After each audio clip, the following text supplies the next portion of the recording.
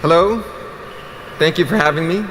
As he said, my name is Jose Benavides. I work at NASA Ames Research Center on some really cool robots that I'm happy to share with you guys here today.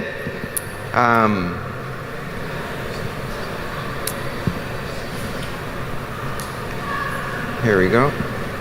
All right, so just real quick, the origin story of the robots we have on the space station today and have been operating for over 10 years, just a bit of an origin story on where they came from, what they're doing, and then what we're doing in the years to come and even decades to come. So some really exciting stuff.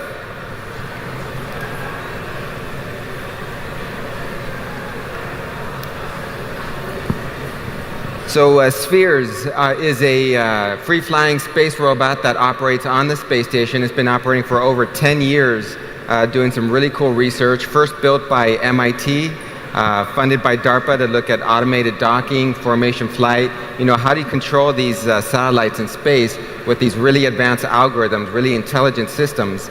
And what they wanted was a risk-tolerant environment to test these in a microgravity situation. So you can afford to fail, basically, right? And you don't say that a lot about space systems, right? If you have software problems with a multi-million-dollar satellite in space, you're having a really bad day. So what this is it's a very risk-tolerant environment inside the space station where you can write advanced software and controls algorithms and test it out in an environment where you can afford to fail. You can work with astronauts to reset your experiment and rerun different things on the space station. So as I said, over 10 years, first installed in 2006, and one of the most popular payloads on the space station. The astronauts just get a kick out of pulling these out and working with these robots. So just a little bit about what's inside Spheres. It's a full satellite system, so it's got propulsion, electronics, computing, sensing, everything needed to operate a satellite. And it does operate using compressed CO2 to move around inside the space station. And as the origin story goes for these Spheres, they were inspired by the Star Wars robots. You guys have seen Star Wars, right? The little trainer droid that goes around shooting lasers at Luke Skywalker. Well, so as the story goes, the MIT professor showed that video clip to a senior design class at MIT and challenged them to build exactly that. And that's what they went and did. And so, like I said, CO2, little puffs of air moving around inside the space station. It doesn't take much to move around when you're in microgravity, right? If you've seen videos of astronauts doing their Superman across space station, it doesn't take much. So little puffs of air move this around space station.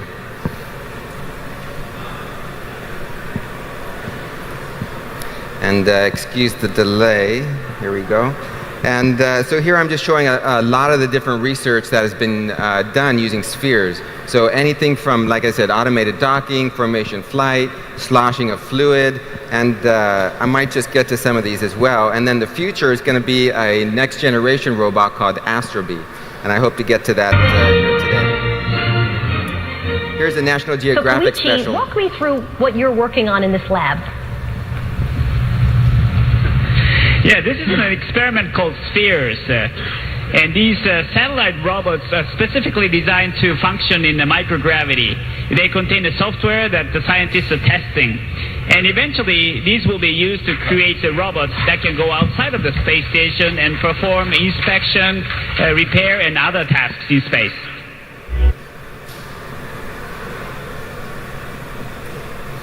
So, funny enough, we were the only payload to be operated live for that special, because that was streamed live from the space station, and we were the only payload to be operated in the background. While they went and talked about other really cool research on the space station, we continued operating. Here's an example of some of the research on Spheres. They put huge electromagnets around Spheres to study electromagnetic formation flight. So how do you move around using big electromagnets, and how do you transfer power from one thing to the other thing wirelessly?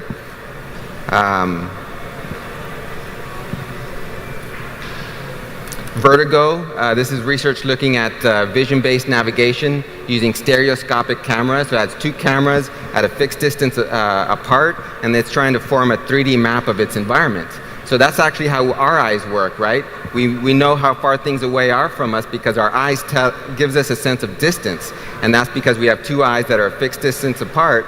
And here they've got researchers looking at how do you do that with cameras and some very intelligent software that makes that happen.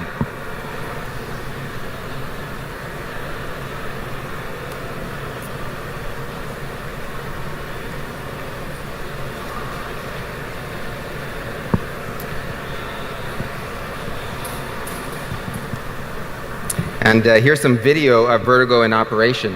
And you can see it's using its lights to circumnavigate one of the other spheres units, trying to identify different patterns as it rotates around the other spheres unit.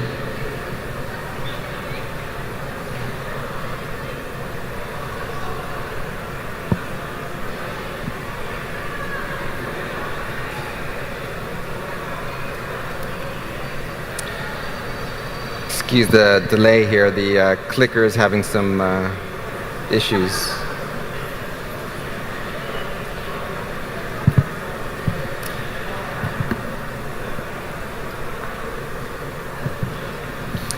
But what you're seeing here is a spheres unit in the center being circumvented by the spheres onto the bottom here.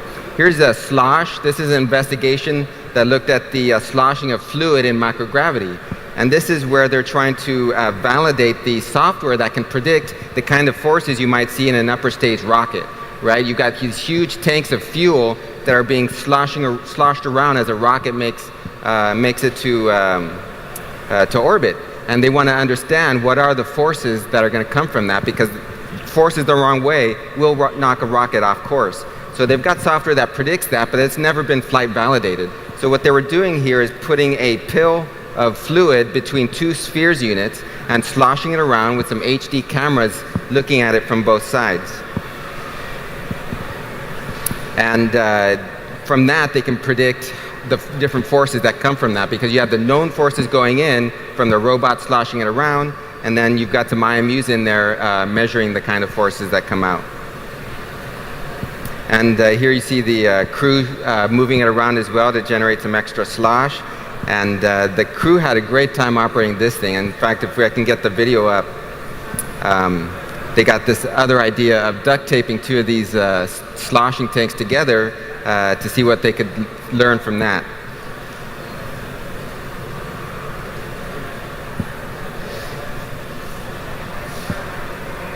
And it's really interesting to see what fluid does in microgravity, because in microgravity there's no gravity going down, so a lot of the movement is dictated by surface tension. And the bubbles don't do what you expect, and they don't always come back together in the big blob that is the fluid. You can even see some geysers that come out of this. Check this out.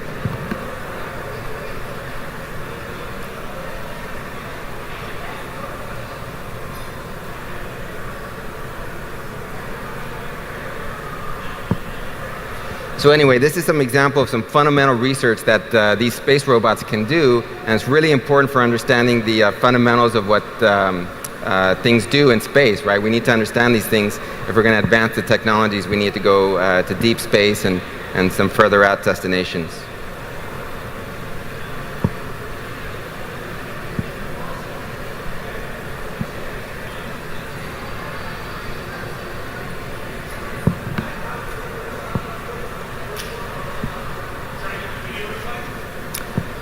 Trying to click to the next slide. There we go. It's just really delayed in the clicks.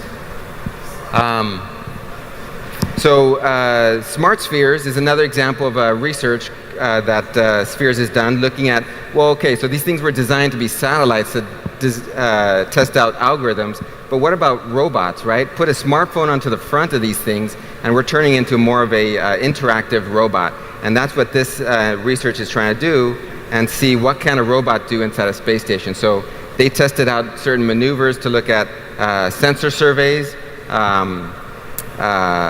being a mobile camera. You know, all these things are built into a smartphone. And Spheres being built 15 years ago, it started showing its age as far as the computers inside.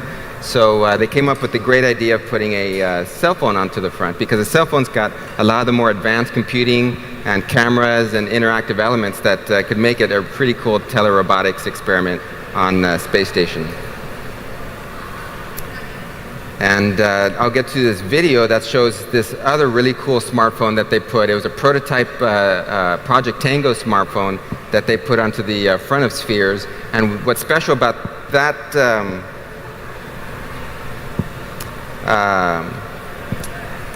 smartphone was it had a 3D imaging sensor, so it could build a 3D map of its environment using just its camera.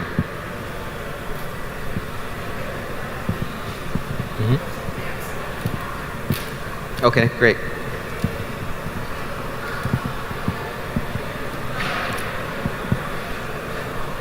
So what you're seeing here is a video talking about this particular camera that they put onto Spheres. And they're looking at, well, how can you get a robot to do useful things to help out the astronauts on the space station? Let's go to the next slide. Okay, so why look at free flyers on the space station?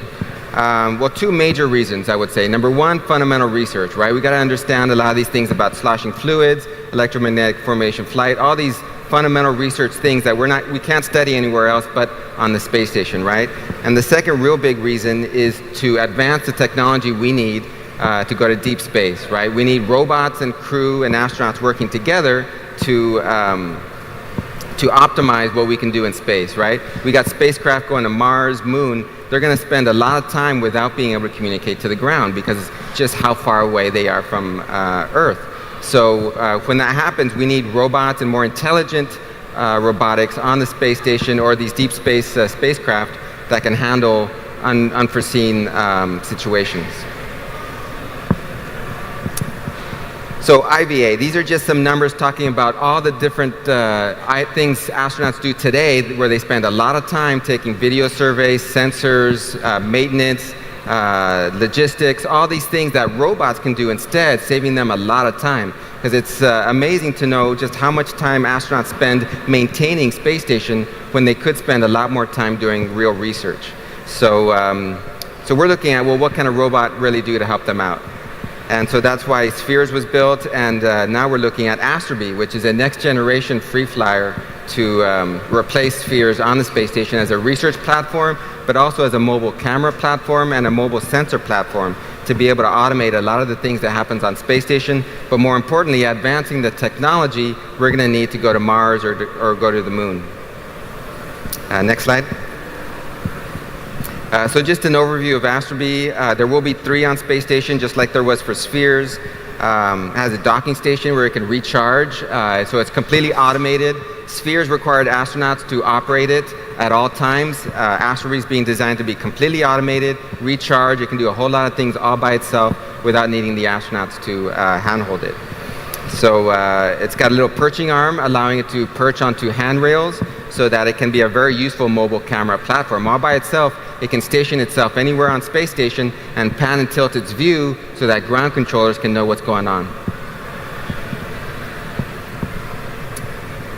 Design drivers, let's go ahead and click through this one. The current robot design is about 12 inches cubed, 10 kilograms in mass. And again, being designed to be a lot more interactive. It's got a touch screen, a laser pointer, speaker, microphone, the 3D sensors for imaging its environment. And unlike Spheres that use compressed CO2, Astra B is being designed to use a blower. So it sucks in the air from the sides and then blows it out through a series of vents it has all the way around it. So these are just some pictures showing what Astra B looks like. The design's been advanced a little bit since these pictures actually, and we're building the flight models today that we hope to launch by later this year. So this just shows some of the basic packaging. The project is called Astra B, right? But we're giving them some individual names so that we can refer to them individually and to playing off the whole theme. I think one's named the Honeybee, Bumblebee, and Queen Bee are going to be the 3 names for the free flyers there. Next slide. Again, just some basic layout. It's got a whole series of cameras in front. It needs 3 cameras in the front, to be able to image its environment. One's got a wide angle, looking at all the different features on ISS, so it uses the control algorithms to identify where it is and where it's going. It's got a 3D imaging sensor on the front. Here's a picture of the touchscreen on the front, home button. It's got 3 cell phone class processors inside, so very much like a cell phone platform, but built into a mobile robot that can fly around anywhere on space station.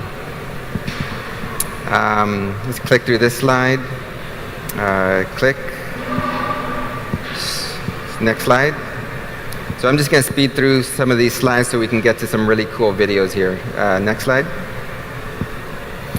Just an idea of what some of the turn signals are going to look like on this FreeFlyer, because one big area of research is human-robot interaction. How do you best interact between astronauts and robots so that they work well together?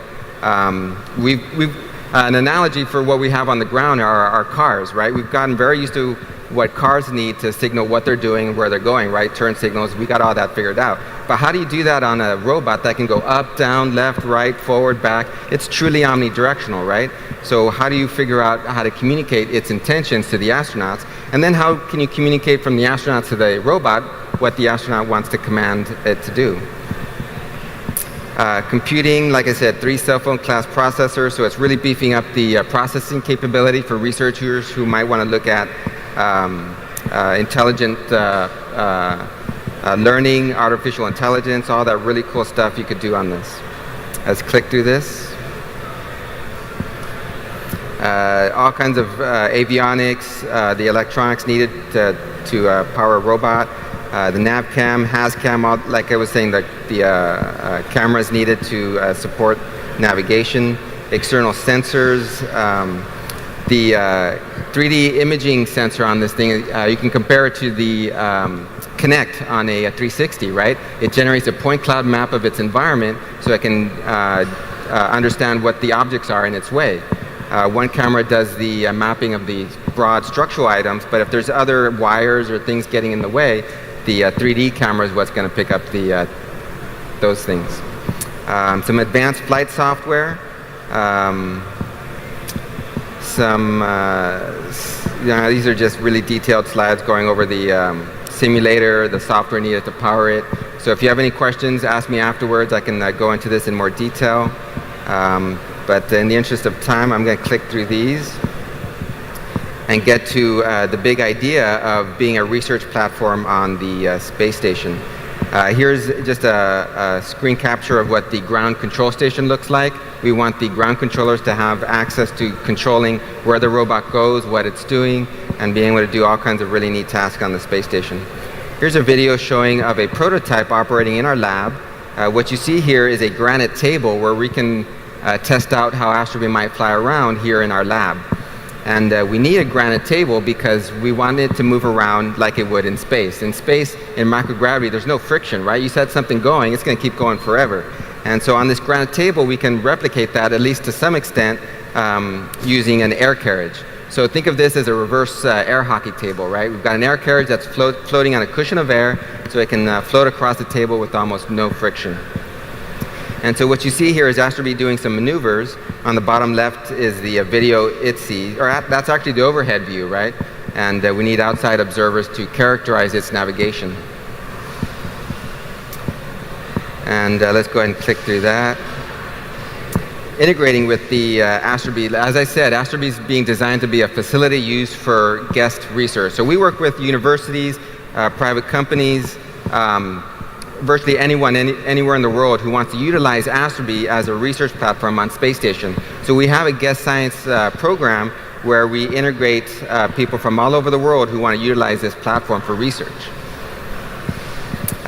We have a guest scientist program, as I said, the simulator. It's up on GitHub. I'd recommend you go check it out. You can download it, install it, learn what the flight software really does. It uses the robot operating system software together with Gazebo to do all the visualizations. We have a lot of labs at NASA Ames where we can test out the electronics. Just some ideas of some of the guest science we're going to be doing on Astra B include RFID logistics tracking on space station, deep audio analytics, CO2 monitors, 3D camera payloads, a lot of really cool science. But again, in the interest of time, I'm going to speed through to this video. We also do educational outreach, and if we can get audio on this video, that'd be great.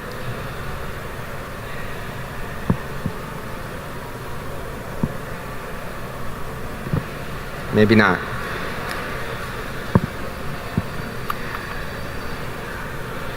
So what this video is talking about is a program called Zero Robotics. It's a program led by MIT that utilizes spheres and now Astra B as a platform for teaching middle school and high schoolers how to program. So these students are forming clubs at their schools and competing with other clubs at other schools on how to program these robots. And so it's tailored a lot like the FIRST robotics program, if you've heard of that. It's a nationwide program. And these students are programming these robots on the space station. So they undergo a certain tournament online where their code gets operated in a simulator, but the finalists compete on the International Space Station, narrated by the astronauts. So it's this really cool program where students get to do some neat, and they program against virtual games, right? And it changes every year, just like in FIRST. One year they're, for example, repelling asteroids from Earth. Another year they're learning how to take samples from the moons of Saturn. So some really cool programs where we're teaching students about science, technology, engineering, all the things needed to do exploration. And so with that, I can take any questions afterwards. And I think that's the end of my talk. Thank you.